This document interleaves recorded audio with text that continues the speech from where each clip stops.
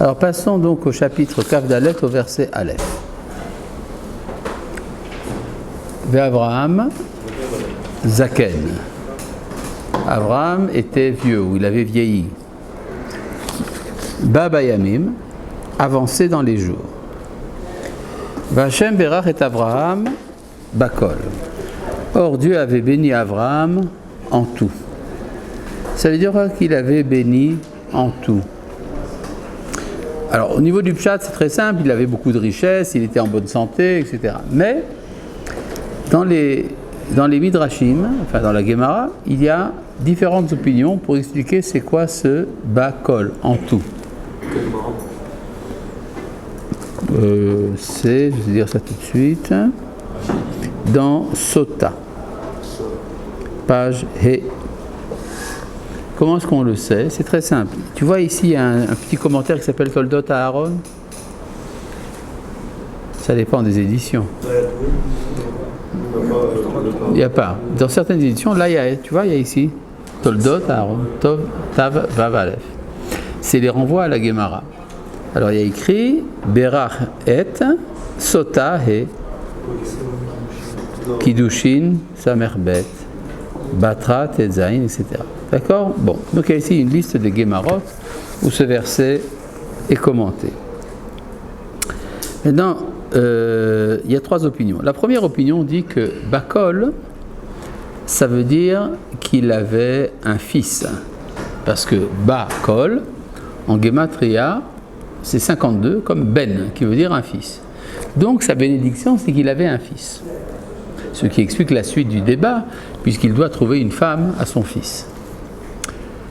La deuxième opinion, c'est que Bakol, c'est qu'il avait une fille, et que cette fille s'appelait Bakol. Ce qui a l'air extrêmement évident.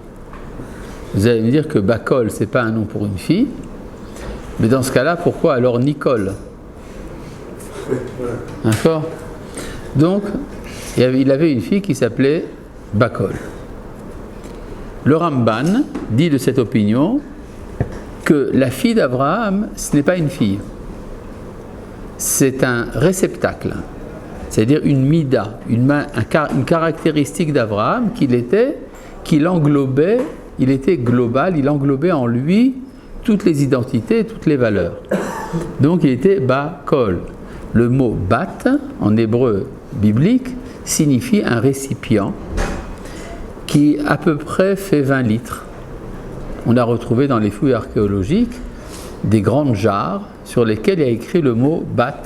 Ce sont des jarres d'à peu près 20 litres. D'accord? Donc, quand on nous dit qu'il avait une fille, le Rambam nous dit c'est pas une fille. Troisième opinion, Bakol, c'est qu'Abraham n'avait pas de fille. C'était ça sa bénédiction. Ce qui est absolument incroyable. En quoi est-ce que ça serait pas bien d'avoir une fille? Au contraire, toute personne qui a une fille, c'est quelle joie ça amène dans la famille. Le fait qu'il y ait un élément féminin, oui. Oui, donc. Exactement. Or, mais on peut dire que on fait des mitzvot si on arrive, d'accord? Mais dans ce cas-là, selon les trois opinions, celle qui dit qu'il avait un fils, celle qui dit qu'il avait une fille, et celle qui dit qu'il n'avait pas de fille, en fait, Abraham n'a pas de fille. En quoi c'est bien qu'Abraham n'ait pas de fille? Tout simplement parce que s'il a une fille, à qui va-t-il la marier? Ça amènera un élément masculin de l'extérieur. Or, l'identité, en termes bibliques, est définie par le mâle. Oui? Pourquoi il ne se marierait pas avec son frère? Avec son frère. Effectivement, la question a été posée par les Tosfot. D'accord? Mais même si elle se marie avec son frère, alors ça veut dire qu'on reprend l'histoire à zéro. C'est-à-dire comme Adam et Chava, etc. Pour les Shvatim. Pour les Shvatim, oui, d'accord. Bon, mais ne compliquons pas trop l'existence de grâce. Et donc, en tout cas, quoi? Mais ça veut dire qu'un élément qui viendrait de l'extérieur, là, laisse-moi finir ma phrase. Un élément qui viendrait de l'extérieur, ça veut dire que tant que l'identité d'Israël n'est pas encore élaborée entièrement, amener un élément de l'extérieur est nocif. Il faut que ça reste en cadre stérile. Oui, quoi? C'est dit que ça vient. Qu'est-ce qui vient du mal, juste? C'est dit ça vient de l'homme. Mais pourtant, là, on dit que le judaïsme se transmet par la femme. Oui. Donc comment ça vient de l'homme? C'est pas la même chose. C'est quoi la différence? La différence est très simple. Si je suis Kohen, Lévi, ou d'une tribu, ou séfarade, ou ashkénaze, c'est défini par qui? Par le Père. Mon appartenance à la nation d'Israël est définie par qui? Par la mère. Ce qui veut donc dire que un contenu de sagesse est transmis par le Père, une appartenance à une identité naturelle par la mère. Mais ici, l'identité nationale d'Israël n'était pas encore née. Donc tout passe par le Père.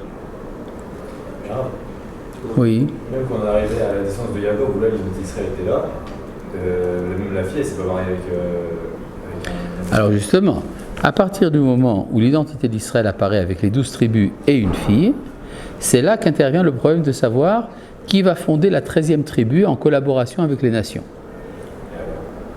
D'accord? Et il y a là-bas 4 candidats différents, qui sont Esav, Shrem, Iov et Shimon. En tout cas, ça veut dire que l'apparition de l'élément féminin dans la famille de Yaakov, c'est l'invitation à la création de la 13e tribu. Comment? Ça ne s'est pas fait. Pourquoi ça ne s'est pas fait? Et quand est-ce que ça va se faire? On le verra. Mais rappelle-toi une chose, il y a un midrash dans le Pirkei des Rabbi Eliezer qui dit que du rapport entre Shrem et Dina est née une fille. Et que cette fille a été abandonnée, est arrivée en Égypte, et elle a été adoptée par Poutifar. Et donc c'est elle, Osnat bat Poutifera, la femme de Yosef, qui lui va donner 2 tribus, Ménaché et Ephraïm, pour compléter la 13e tribu. Et c'est pour ça que Yaakov dit Vezaro yemelo agoyim, à propos de Ephraïm, il se remplira des nations. D'accord? Donc il y a cet élément-là. Ça fait partie, disons, de tout un projet concernant la 13e tribu, mais il faudra en parler, d'accord? Quand on y arrivera. Pour l'instant, on n'en est que à Yitzhak et Rivka. Alors ça nous demande une certaine patience, d'accord? Bon, oui. Bon. Donc Abraham est béni en tout. Ce qui reste à faire maintenant, c'est d'assumer les engendrements d'Israël. Pour ce faire, il faut donc marier Yitzhak avec qui? Alors c'est ça qu'on va voir. Vayomer Avraham el Avdo zekan beto a Moshe el bechol asher lo simna yadecha tachat yerechi. Avraham dit à son serviteur, l'ancien de sa famille, qui dominait tous ses biens, mets ta main sous ma cuisse. C'est-à-dire, il doit mettre sa main sous sa cuisse, c'est-à-dire il doit...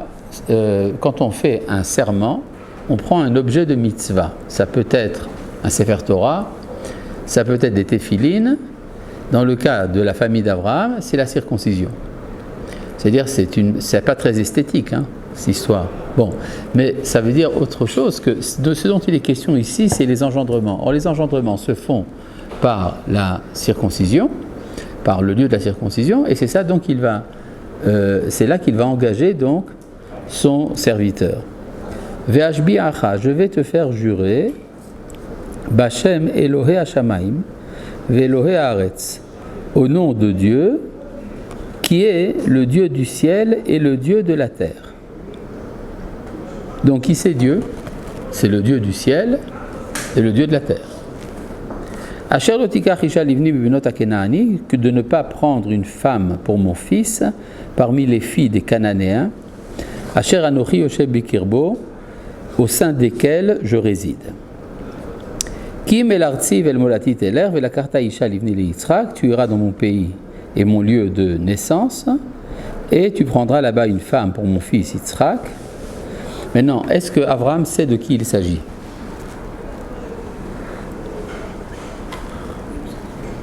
Évidemment qu'il sait. Vous vous rappelez, dans la paracha précédente, on lui a annoncé la naissance de Rivka chez Nachor, chez Bethuel, fils de Nachor. Donc il connaît l'existence de Rivka, donc il sait déjà de qui il s'agit. Mais, comment? Pourquoi il ne dit pas directement d'aller chercher Rivka? Ah, mais justement, pour que ça soit un effet de la providence. On va voir ça. Vayomer elav ha'eved, et le serviteur lui dit, peut-être que la femme ne voudra pas, il dit bien, la femme, il sait déjà de qui il s'agit, ne voudra pas venir après moi dans ce pays. Et Hachem, devrais-je ramener ton fils dans le pays d'où tu es sorti? Alors, quel est le problème dans la famille d'Abraham? De savoir où le couple va habiter. Est-ce qu'il va habiter en Canaan pour continuer le projet d'Abraham, ou est-ce qu'il va habiter à Haran pour continuer le projet de Nachor, le frère d'Abraham?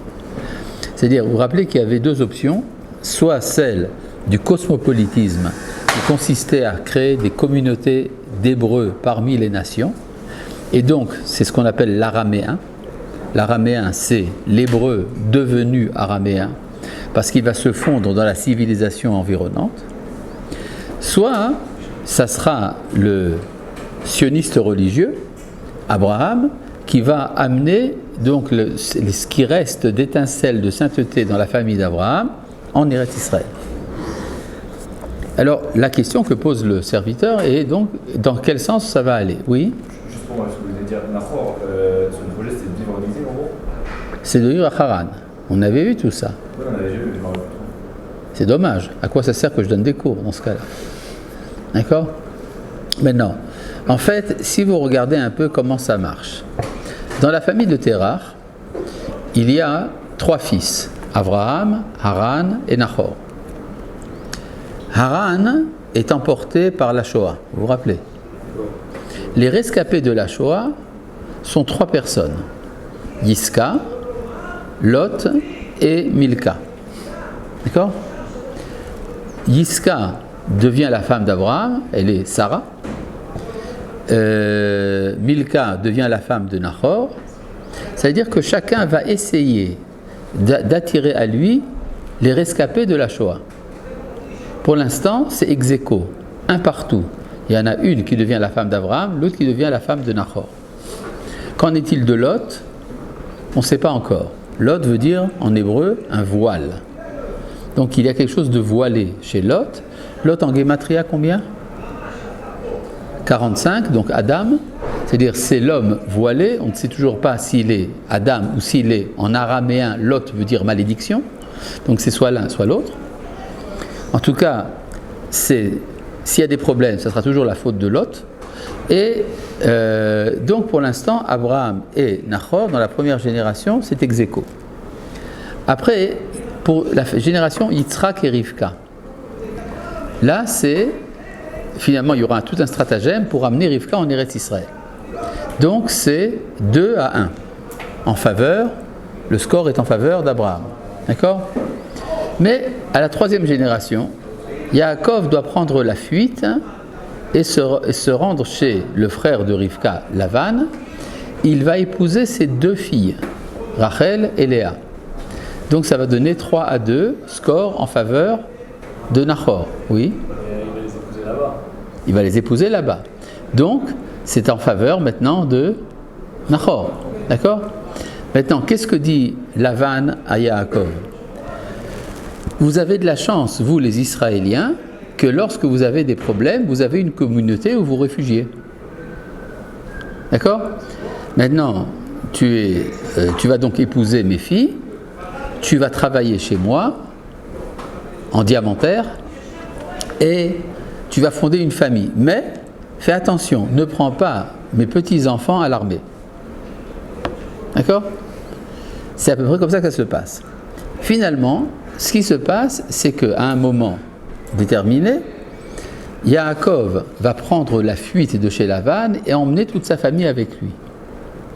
Lavan le poursuit pour l'assassiner. Lui et ses enfants, qui sont ses petits-enfants. Qu'est-ce qui se passe? Ça veut dire que si Yaakov arrive à amener toute la famille en Eretz Israël, ça disqualifie rétroactivement toute la lignée de Nahor, Bethuel, Lavan, Rachel et Léa. D'accord? Ça veut dire qu'en fait, c'est là que le Bavli va essayer de se venger du Yerushalmi. C'est-à-dire, la Torah de Bavel va essayer d'empêcher l'émergence de la Torah d'Eretz Israël. Vous avez compris comment ça se passe? C'est ça dont il est question dans ces histoires de mariage. Maintenant, j'essaie de comprendre un peu plus. Qu'est-ce que c'est que Haran? Haran, eh bien, c'est la matrice d'Israël. C'est de là que va naître la famille d'Yaakov.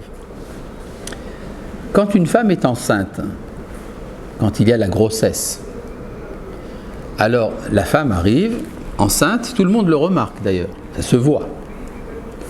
Et donc tout le monde, donc elle devient le centre d'intérêt de la société, tout le monde lui dit Mazal Tov, quelle joie, et elle est toute contente, elle se pavane. Pourquoi? Parce qu'elle est là, elle est l'avenir ambulant. On voit en elle la promesse de la génération à venir. Arrive l'accomplissement de ses espérances, après 9 mois. Et alors, elle accouche. Donc, elle a réussi. Où est l'avenir? Dans le berceau. Et elle, qu'est-ce qu'elle devient? Le passé. Ça veut dire que sa réussite, c'est à la fois son échec. Et c'est là que va s'introduire une rivalité entre la mère et l'enfant. C'est exactement ce qui se passe avec Lavan. Il est la matrice d'Israël, mais cette matrice va essayer de se venger au moment de la réussite. Vous avez compris? C'est pour ça d'ailleurs que les Chachamim ont dit que Lavan, c'est également Bilham. C'est le même. C'est quoi, c'est le même? Ce Bilham, c'est celui qui apparaît au moment où Israël va entrer sur la scène de l'histoire, en sortant du désert, pour empêcher son apparition. Hein? C'est pas la maison blanche. Les maisons blanches. La vanne, c'est blanc. C'est une bonne vanne. Oui, mais pour ça, il faut avoir une belle âme. Oui. Bon. Oui. Du coup, quand Yaakov il part de chez Lavan, D'ailleurs, c'est pour ça que quand la Torah est donnée, elle est donnée au moment d'une demi-douzaine de plaisanteries. C'est pendant le mois de Sivan. Oui. quand Yaakov il part de chez Lavan, Oui. du coup il prend avec lui Rivka et. Enfin, il prend avec, non, il prend avec lui ses 2 femmes. Oui. Ok. Donc ça veut dire que là on est à 5-1 finalement. C'est-à-dire que oui, ça veut dire qu'il est en train de gagner. Là il n'a plus aucun point. Voilà, c'est ça. Voilà. Il prend la coupe. Bon, revenons à notre histoire là. Alors, le serviteur dit à Abraham, peut-être qu'elle ne voudra pas venir. Qu'est-ce que je fais? Vayomer elav Abraham. Abraham lui répond, Isha mer lecha pentashiv et benishama. Prends garde de ne pas ramener mon fils là-bas. Hachem Elohé Hashamaim. Hachem qui est le Dieu du ciel. Qu'est-ce qui manque là? La terre, d'accord? Dans le verset d'avant, quand il le fait jurer, il parle du Dieu du ciel et de la terre. Et là, brusquement, le bon Dieu devient le Dieu du ciel. Asher le kachani mi bet avi, qui m'a pris de la maison de mon père, ou me'eretz moladeti, du pays de ma naissance, vacher diberli, vacher nishbali lemor zachat entaretz azot, qui m'a parlé, qui m'a juré en disant, je donnerai à ta descendance cette terre-là, ou ishlach malacho lefanecha, il enverra son ange devant toi, velakarta isha livni misham, tu prendras une femme pour mon fils de là-bas. Qu'est-ce qui se passe? Pourquoi est-ce que brusquement Dieu cesse d'être le Dieu de la terre? Tout dépend du contexte. Dans le verset Gimel, Abraham parle de lui-même comme habitant en Canaan. Dans le verset Zain, il parle de lui-même comme habitant à Haran. Lorsque Dieu m'a pris. En Eretz Israël, donc, Dieu est Dieu de la terre. En Chutz La'aretz, il n'est que le Dieu du ciel. C'est bien clair? Ça veut dire que la connaissance de la divinité en Chutz La'aretz se passe par la spiritualité, ce qui vous explique pourquoi vous avez des discours religieux qui parlent tout le temps du spirituel comme étant l'essence du judaïsme ou l'essence de la religion en général, etc. D'accord ? D'accord. Tandis qu'en Eretz Israël, là, il dit en toutes lettres, le Dieu du ciel et de la terre. Jusque-là, vous me suivez ? Bon. Maintenant, si en Chutz La'aretz, Dieu n'est que le Dieu du ciel, alors comment est-ce qu'il peut intervenir ? Par des anges. Il envoie son ange. D'accord ? Ou Yishlach mal'acho lefanecha, il va t'envoyer son ange. Maintenant, le problème, vous connaissez l'histoire. Eliezer, il arrive avec les chameaux, tout ça. Alors, il faut trouver, vous connaissez le jeu Où est Charlie ? Alors, on va devoir découvrir où est l'ange. D'accord ? Oui, qu'est-ce qu'il y a ? Pourquoi alors quand on était, pendant Abraham, quand il a envoyé 3 anges, pourquoi Hachem il n'a pas intervenu lui-même, puisqu'Abraham était en Israël à ce moment-là ? Pourquoi il a envoyé 3 anges et pas... Pourquoi oui, c'est vrai, très bonne question. Pourquoi est-ce que Dieu a envoyé à Abraham 3 anges au lieu de le rencontrer directement ? D'abord, il est dit en toutes lettres, Vayera elav Hashem, Dieu lui est apparu. Et en plus de ça, il y a 3 anges. Il a le droit d'avoir des accompagnateurs, non ? Le bon Dieu. Bon, voilà. Oui ? C'est pour ça qu'on dit que quand on est en Chutz La'aretz, on est comme si quelqu'un qui appelle Dieu. Oui, on peut dire que c'est ça, effectivement. Pas Dieu de la terre, effectivement. C'est une des raisons. Maintenant, il y a aussi qu'on est aussi idolâtre parce qu'on est au service des dieux, des goïms, etc. Bon, oui. À la sortie d'Égypte, c'est beaucoup lui-même qui est intervenu dans la dernière moitié. Dans la dernière, c'était exceptionnel. Il dit lui-même, puisque c'est comme ça, je vais intervenir directement. C'était un moment exceptionnel. Pourquoi est-ce qu'il a fallu ce moment exceptionnel ? Quand on arrivera à Shemot, on en parlera. D'accord ? Bon. C'est qu'à voir mon cours sur les 10 plaies. J'ai des cours sur les 10 plaies et là-bas j'explique pourquoi ça se passe comme ça. Donc maintenant, comme on l'a dit, il y a tout un travail à faire, c'est de trouver où se cache l'ange. Verset Yud. Vaikach haeved asara gemali migmale Adona vayelech. Le serviteur prit 10 chameaux, des chameaux de son maître, il alla. Vecholtuv Adonav beyado, et tous les biens de son maître dans sa main. Vayakom vayelech el Aram Naharaim. Il se leva et se rendit en Aram, entre les 2 fleuves, El Ir Nachor, dans la ville de Nachor. Donc ça c'est un indice très clair que l'idéologie de Nachor est concentrée dans cette ville, qui est dans le pays appelé Haran. D'accord ? Vayavrech hagemali mechutz la'ir el be'er ha'mayim, il agenouilla les chameaux. D'ailleurs aujourd'hui en français on dit baraquer les chameaux, ça vient de l'arabe. Le genou, barka, est rapproché du mot berech en hébreu. D'accord ? Donc il baraka les chameaux en dehors de la ville, el be'er ha'mayim, auprès du puits d'eau. Le'et ha'erev, au moment du soir. Le'et tzet ha'shoavot, au moment où sortent les puisatières. Quel est le moment de la journée où les puisatières vont chercher de l'eau dans le puits ? Le soir, il fait noir. Le matin ? Après la nuit, il fait un peu froid. Alors c'est le moment où elles vont chercher l'eau ? Alors ça contredit ce que dit le verset, il dit Le'et ha'erev, au moment du soir. Donc c'est un peu avant le coucher du soleil. Pourquoi c'est à ce moment-là ? C'est le moment où il fait moins chaud, et puis l'eau a servi pendant toute la journée, il faut donc faire le plein. D'accord ? Ils ne vont pas attendre le matin pour se laver, etc. Donc l'eau, on va la chercher, il n'y avait pas de robinet à l'époque, alors on allait chercher de l'eau dans le puits un peu avant le coucher du soleil. C'est le moment de faire la prière de Mincha. Ça vous rappelle quelque chose ? Mincha, ça a été instauré par Yitzhak. Donc on va chercher la femme d'Yitzhak, on va chercher dans le moment propice qui correspond à son identité. Vayomar, Adonai Elohé Adoni Abraham. Dieu qui est le Dieu de mon maître Abraham. Akrena lefanai hayom, fais arriver devant moi aujourd'hui. C'est-à-dire combien de temps est-ce qu'il donne au bon Dieu pour l'exaucer? Une petite demi-heure. D'accord? C'est-à-dire il faut qu'en une demi-heure tout soit réglé. Va ser chesed et fait une grâce. Il m'a donné Abraham avec mon maître Abraham. Donc il demande, puisque Yitzhak, c'est quoi sa mida? Donc sa femme, elle doit être quoi? Chesed. Donc il demande le chesed.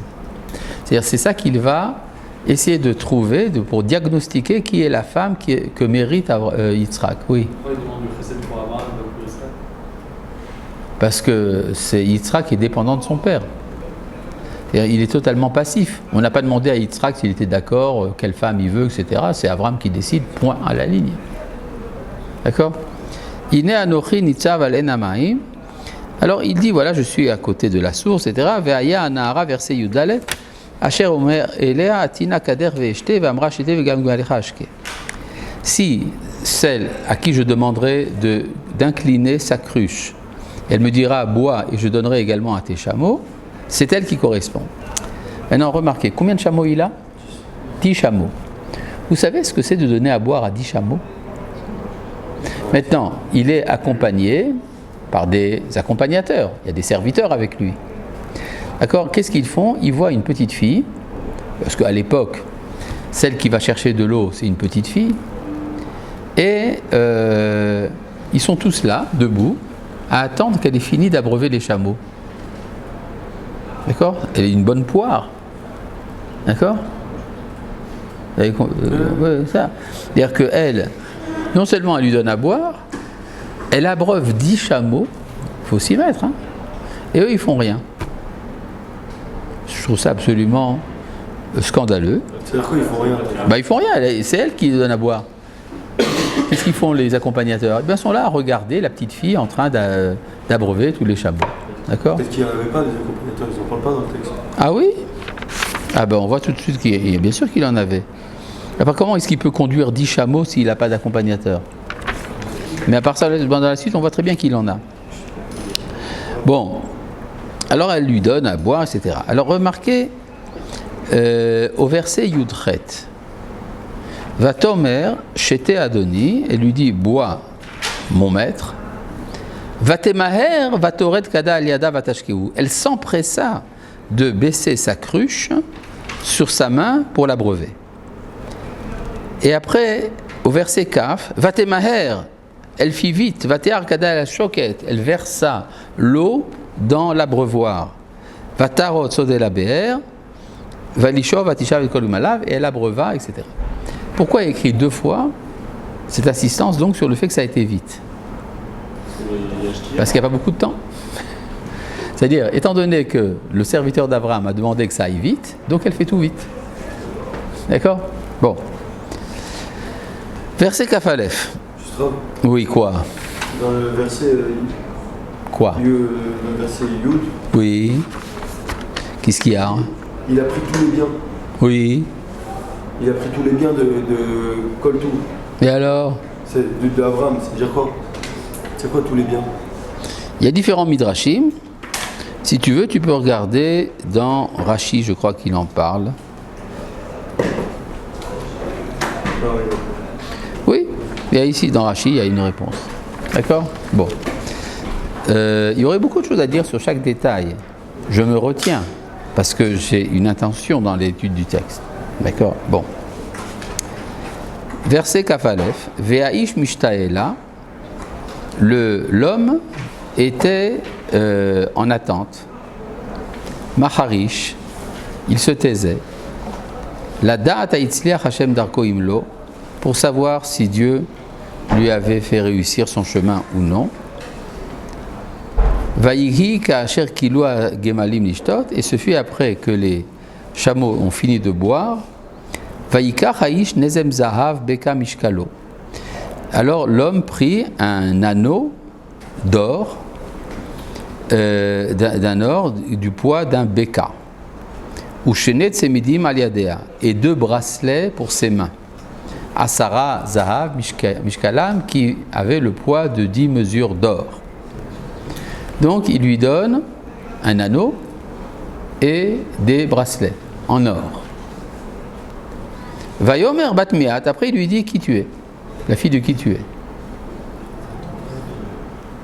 Vous comprenez le problème? On doit d'abord demander qui tu es, après on nous donne les cadeaux. Agidinali ayesh betavir makom lanulali. Dis-moi s'il y a dans la maison de ton père un endroit pour passer la nuit.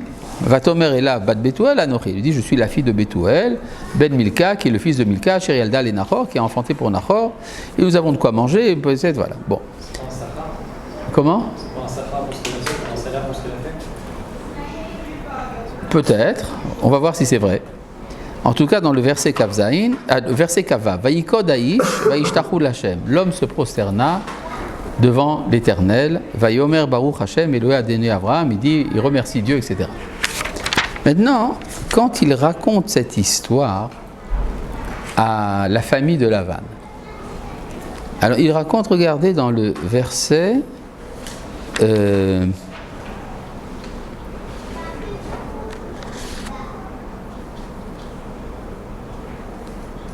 verset Memzain. Vous voyez dans le verset Memzain?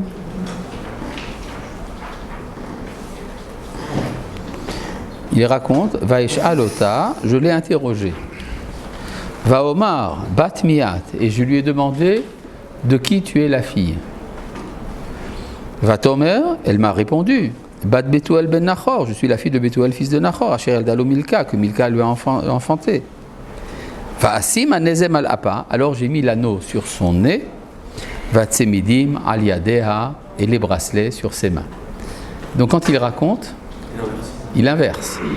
C'est un menteur? En vrai, il ne va pas prendre de risque. Alors qu'est-ce qui s'est passé? Il a donné les bracelets avant ou après? Alors regardons une petite seconde de qui il s'agit. Dans le verset Yudzain, vous revenez en arrière. Quoi de qui il s'agit? C'est ça la question. Regardez dans le verset Yudzain. Nous revenons en arrière. Vayarot Eved Likrata. Le serviteur courut à sa rencontre. Qui c'est qui a couru à sa rencontre? Le serviteur. Maintenant, regardez dans le verset Kafalef. Ve'aish mishtaela. Et l'homme était en attente. C'est pas le même. Vous avez Ha'eved, vous avez Ha'ish. Alors, qui c'est le Eved et qui c'est le Ish? Le Eved, c'est le serviteur d'Abraham. Et c'est qui le Ish? C'est l'ange. C'est l'ange. Nous avons donc trouvé l'ange. D'accord? Donc, ce qui se passe dans le monde spirituel, dans le monde d'en haut, alors l'ange sait très bien qui est Rivka. Donc, il lui met d'abord les bracelets et l'anneau. Et après, il l'interroge. Mais dans la réalité terrestre, le Eved, il devait savoir qui était Rivka. Donc il lui pose la question, après il lui donne les anneaux. L'anneau et les bracelets. Maintenant, regardez une chose intéressante, toujours dans le même chapitre, au verset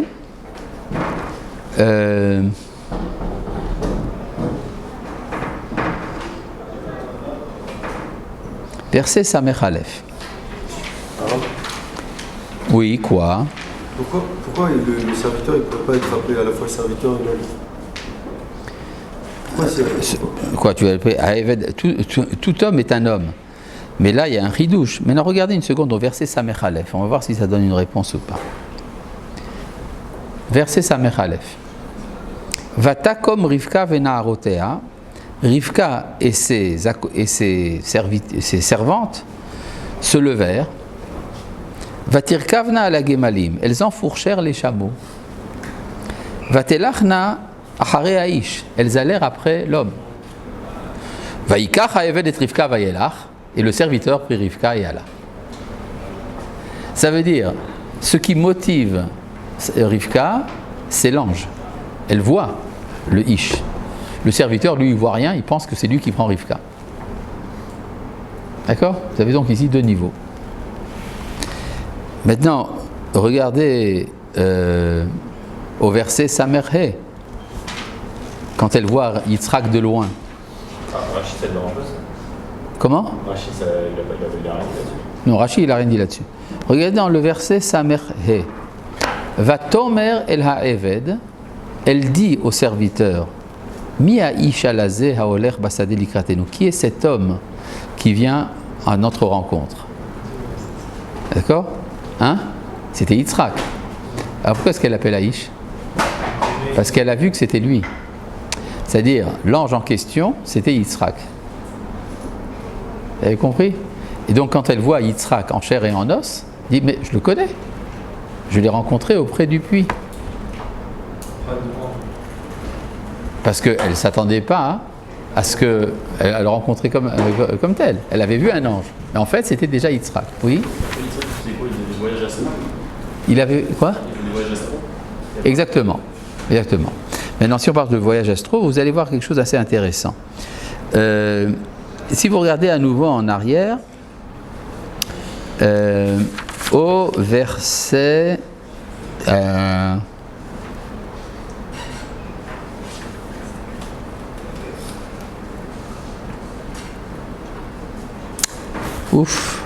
verset Kafret.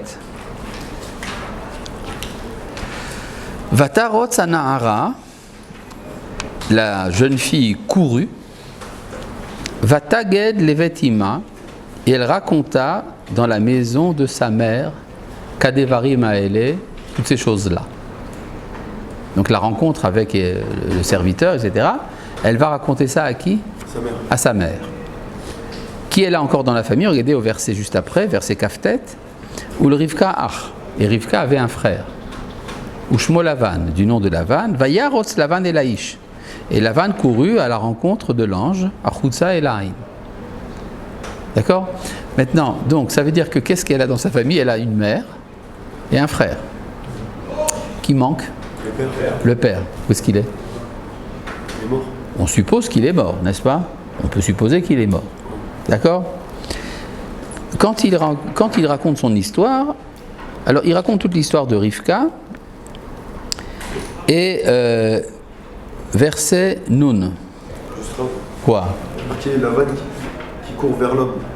Oui, lui aussi, il est à un niveau spirituel très élevé, Lavan. Avec qui voit l'ange. Bien sûr. Maintenant, regardez au verset Nun. Vous avez trouvé le verset Nun? Vayan, on peut y aller? Vayan, Lavan, Uvtuel, Vayomru.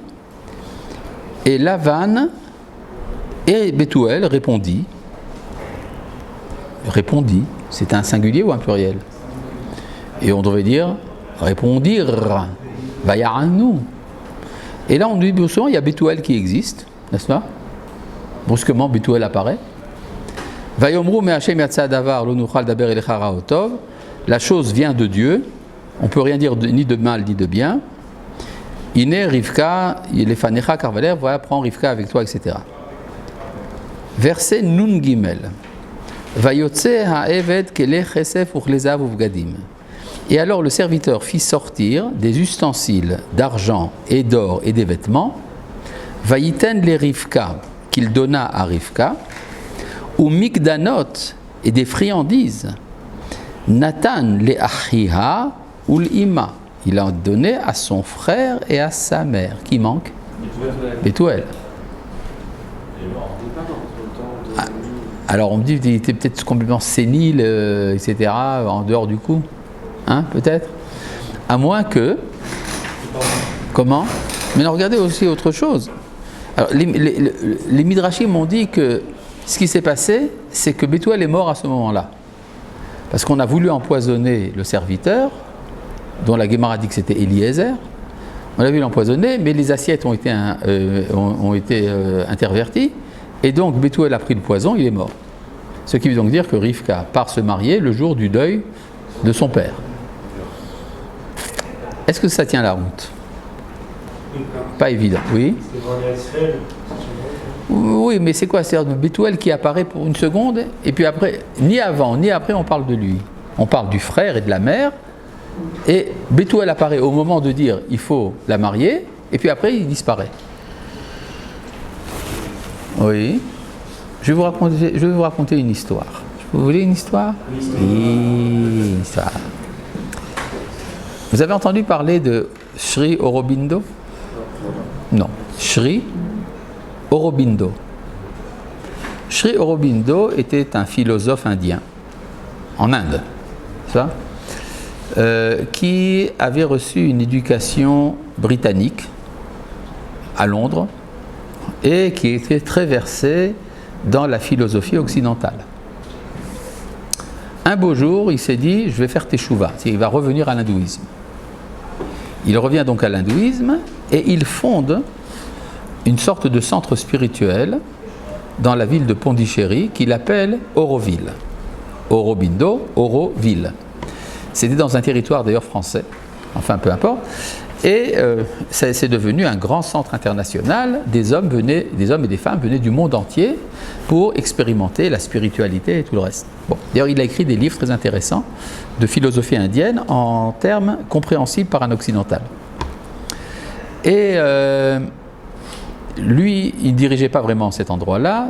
L'endroit était dirigé par une femme qu'on appelait la mère. C'était une femme d'origine juive, de la famille Al-Fassi, de très haute culture francophone, et c'est elle qui organisait tout ça. Lui, il était en général retiré dans ses appartements, il faisait des méditations. C'était très rare qu'il apparaisse. Bon, enfin, de temps en temps, il apparaissait, etc.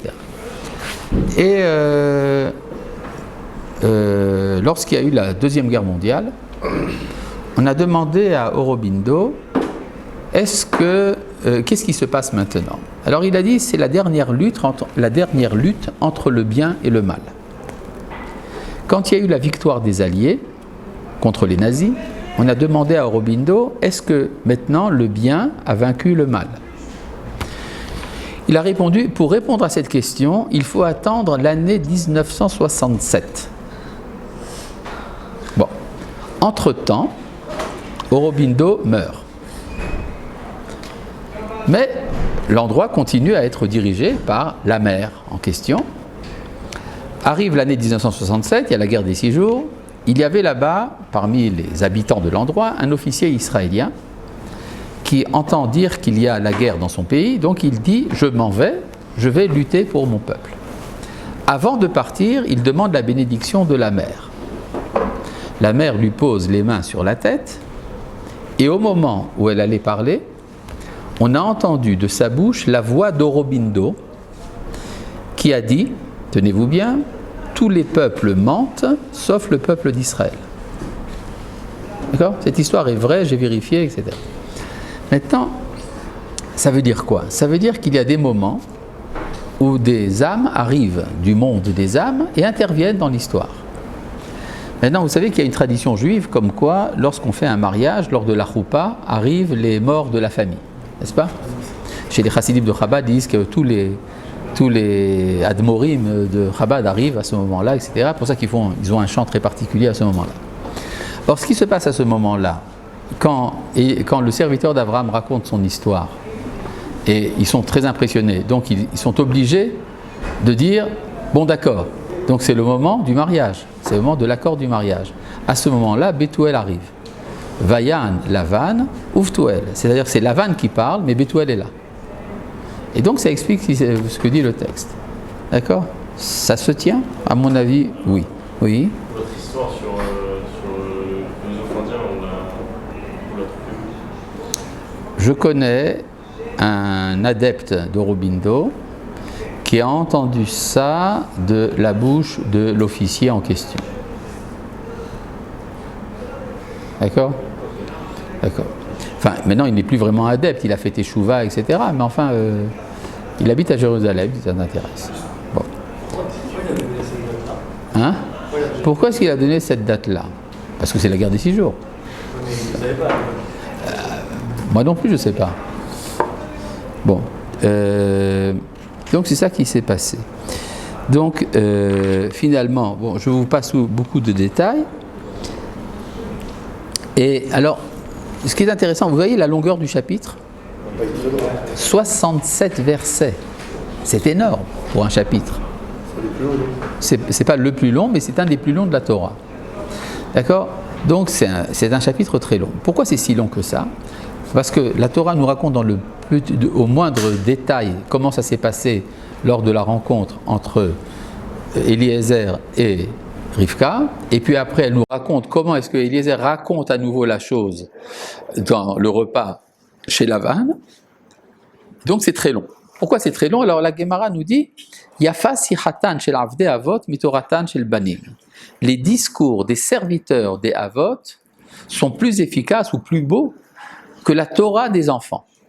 C'est-à-dire, le mot sicha représente un discours, disons, futile, pas des petits détails. Je suis arrivé aujourd'hui, je l'ai rencontré, je lui ai demandé comment tu t'appelles, elle m'a dit voilà, j'ai de l'eau et pour tes chameaux, etc. Ça, c'est des bêtises par rapport à une parole de la Torah, des enseignements de mitzvot.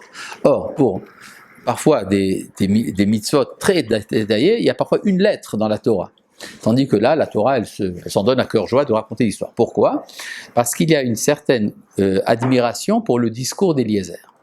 C'est-à-dire, la Torah chez les Avot, c'était la vie de tous les jours. N'est-ce pas? Et donc, par exemple, vous avez ici, dans le verset Samer Gimel, Vayetse Yitzhak la Suach Basade Lifnot Arev. Yitzhak sortit se promener dans le champ à l'approche du soir. Alors, qu'est-ce qu'il a fait? Alors, vous dites n'importe quoi. Vous dites c'est mincha. Il n'y a pas écrit comme ça. Il y a écrit se promener dans les champs. Mais la promenade dans les champs de Yitzhak, c'est l'équivalent, c'est même plus fort que notre prière de mincha. D'accord? C'est l'origine de la prière de mincha. Et donc, c'est pour ça que la Torah est très longue. Mais, regardez comment ça se passe au verset Samervav. Vayesaper ha'eved li Yitzhak et kol advarim asher asa. Et le serviteur raconta à Yitzhak toutes les choses qu'il avait fait. En un verset, tout est raconté. Comment? Parce que par rapport à la famille de Haran, de Lavan, alors évidemment il est supérieur, donc la Torah va raconter en détail ce qui s'est passé. Mais quand il arrive chez son maître, par rapport à son maître, il n'a qu'à lui dire, bon, raconte-moi ce qui s'est passé, c'est tout. La Torah ne va pas s'allonger là-dessus. Et pourquoi? Parce que Yitzhak il était là-bas? Non, c'est pas parce qu'il était là-bas. C'est parce que Yitzhak, par rapport à Yitzhak, le serviteur n'est qu'un serviteur. Bitul Torah, voilà. Verset Samer Zayin. Oui. C'est dans quel Gemara qui a marqué le discours des serviteurs des Avot, etc. Yafa sichatan shel avdei avot. Je vais dire ça tout de suite.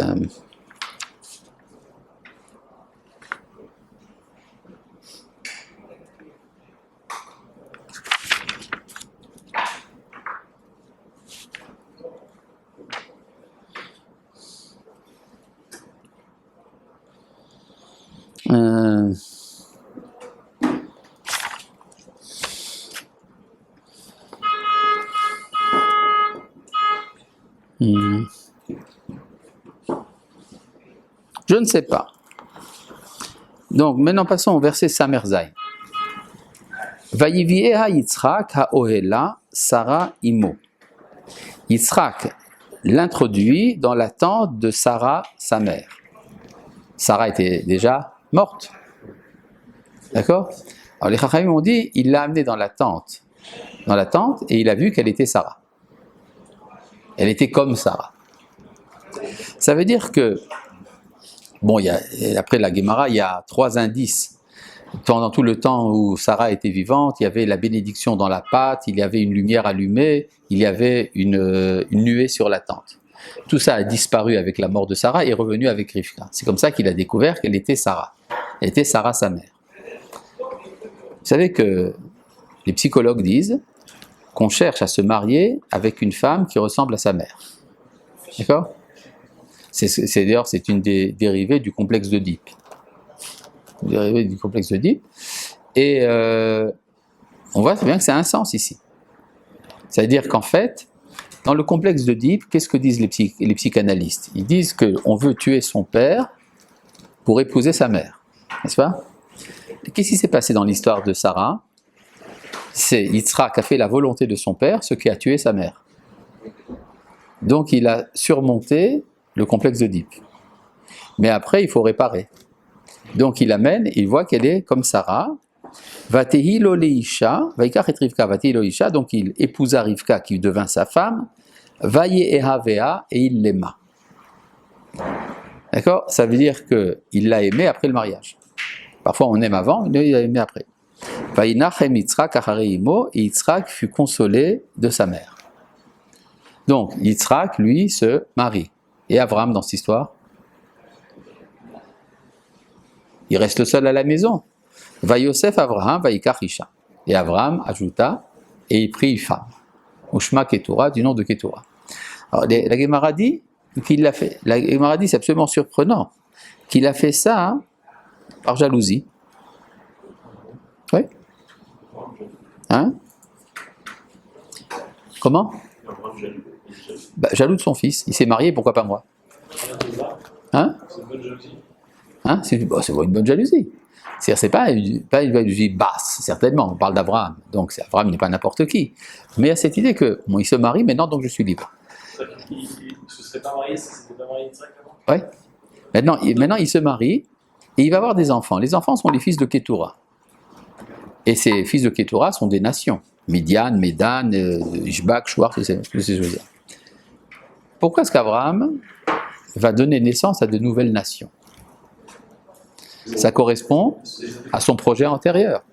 Il dit, une fois que le particularisme est assuré de continuité à travers Yitzhak, donc maintenant c'est le moment de continuer la dimension universelle. Donc il va donner Midian. Midian va être un rival d'Israël. Et c'est eux qui vont produire Moshe. L'identité de Moshe va se former en Midian, et là ça va créer chez Moshe tout un problème. Qu'est-ce que je suis? Est-ce que je suis un Égyptien, un Hébreu ou un Midianite? D'accord? Et tout ça se vérifie dans l'histoire personnelle de Moshe. Oui? D'ailleurs, comme disait Manitou, nous avons une certaine patience pour les intellectuels juifs de Galoute, comme Bernard-Henri Lévy par exemple, qui vivent et qui sont à Midian. Mais peut-être qu'un jour ils vont revenir chez nous. Oui?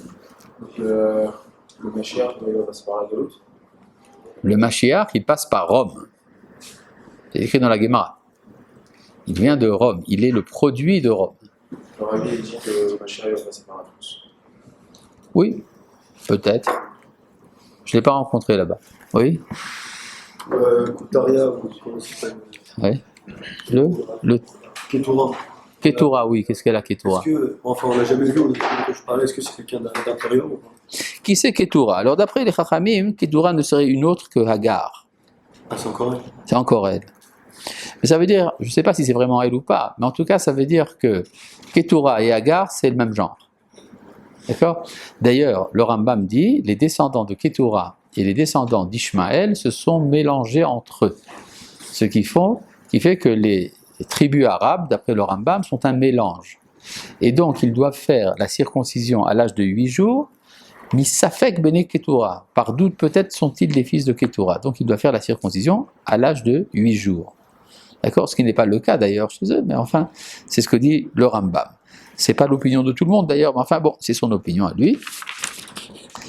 Et voilà. Et donc à partir de là, il va y avoir ici toute une description de ce qui se passe avec la descendance d'Abraham et de Ketura. Oui? Qui retourne, si on suppose que c'est Agar, c'est pas problématique qu'il retourne avec Agar, après tout ce qui s'est passé avec Sarah et qu'il soit rejeté, etc. C'est un problème. Non. C'est tout pour aujourd'hui. Shalom.